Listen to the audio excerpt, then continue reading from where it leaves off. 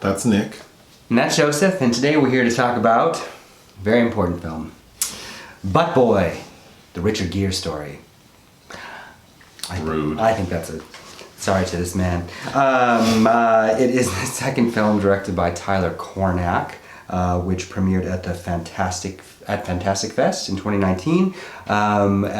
As of this recording, there are apparently plans for Epic Pictures to release the film in select theaters as of April 3rd, but most likely you'll probably have to wait to see this on VOD April 14th, and there will be a swift turnaround for the Blu-ray release, which is scheduled for April 28th. This film was directed by Tyler Cornack. It's his second film after 2016's The Pocketeers. He also stars in it. He stars in it. He wrote it. He also composed the score. His character's name is Chip. Chip Gutchell, which is actually Mr. Cornack's godfather's name, and he thought that it's a funny name to say, which it kind of is. It is. Mm-hmm. So Chip is an IT engineer.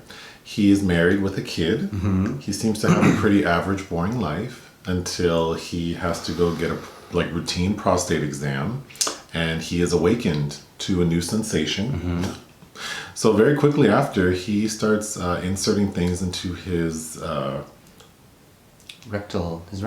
Through his rectum, Mm-hmm. I guess, and seems to enjoy it. And things escalate very quickly from like a remote control to a dog, and then to a child, a small child. Mm-hmm. So there is a little panic about the small child because he was at the park where the child went missing. There is somewhat of an investigation, but then it's made clear that he's not implicated.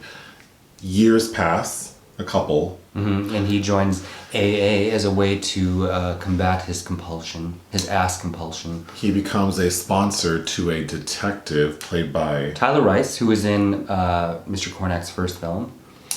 Who quickly becomes suspicious of Chip. Because he can never get a hold of him. Because he can't get a hold of him, and a small child goes missing again at Chip's place of business. Mm-hmm. So things unravel pretty quickly. To spoil the film, it's discovered that Chip's butt is like a vacuum, like a black hole. And the detective gets sucked into it and discovers the missing children, the dog, the missing inanimate objects. Yeah, then it starts to look like Neil Marshall's The Descent with those spelunkers. And Chip, at the very end, like his ass explodes and everything and everyone who was trapped inside are released. The end. Yep.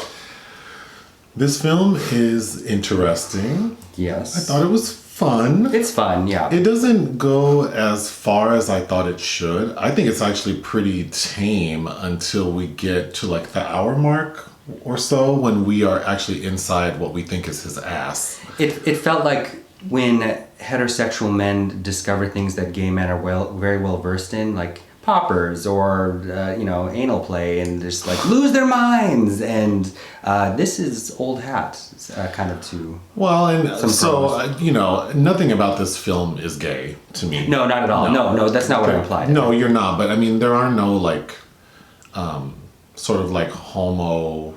Erotic or homophobic tones. No. So it just is kind of a fetish that turns into this like supernatural event. But yeah, it's really pretty, just kind of like an odd, I almost feel like kind of has like a David Lynch type of vibe to it. Sure. To me it felt like, well, and this is a film that I compared to David Lynch, but it felt kind of in a tone like Greener Grass. A bit. Oh, yeah. It's almost like a parallel. Not as funny. Not as funny. Almost like a parallel universe. Initially, when as it started to unfold, I was thinking of Swallow, which was recently released starring Haley Bennett. Not as dark as Swallow. Not as dark or well crafted in any similar dramatic way. I was thinking if you had to make a film about this subject matter, about this person sucking up things into his ass, and I think this film is pretty tasteful. Yeah, it's like more so than I would want it to be. It could be a lot more crude than it is. It reminded me a lot of that 2013 film Bad Milo, starring Ken Marino, which he has a demon stuck in his ass that kind of looks like that dinosaur baby from that early 90s television series. It felt like it could have taken it a little farther than it does even. But For 98 minutes or so, it's perfectly fine watch. I can definitely see people enjoying this at midnight screenings, becoming sort of a cult classic, for sure. Yeah. Well, it doesn't take much, I guess, for people to... But I don't think this movie's bad. I mean, it's quirky enough that I enjoyed it. It makes me curious to see what else this director will do. The last 30 minutes caught my attention very much so. Like once we're in the world of his ass, and once things unravel, once the detective figures out, because Chip goes to get a second rectal exam because he's experiencing pain, and that's when the inhabitants of Chip's ass recognize that there's an exit. It would seem. Yeah. So after the doctor's visit, when Chip has bowel movements, things come out. So the dog, the remote control. That's when it really starts to get fun, in my opinion. Yeah, they're funny. And as gruesome as I wanted it to be. When the proctologist started digging back there, and she's like, God, it's really loose back here. He's like, oh, that's weird. That's weird. Yeah, it has moments. I liked both Tyler squared. Tyler Cornack and Tyler Rice. Yeah, I thought, especially Tyler Rice, he has a nice, sort of brooding look that is semi-comical. I like the scene where he shanghais Chip Gutchell's bathroom and causes much distress. Yeah, there were some fun scenes. I was very amused by the gentleman who plays Chip's boss and sort of the motivational... Oh, yeah. It reminds me of when you go to Target and the team members are like, let's get... Yeah. I thought there were fun things, and I would definitely like to see Tyler's next film. Yeah, and production value, considering, this is a film I think you read the plot synopsis of and you're like, this is going to be shit. Pun intended, I guess. And, but the production value is actually quite good. And like I said, the score is really good, which was also written by his co-writer, Ryan Kosh.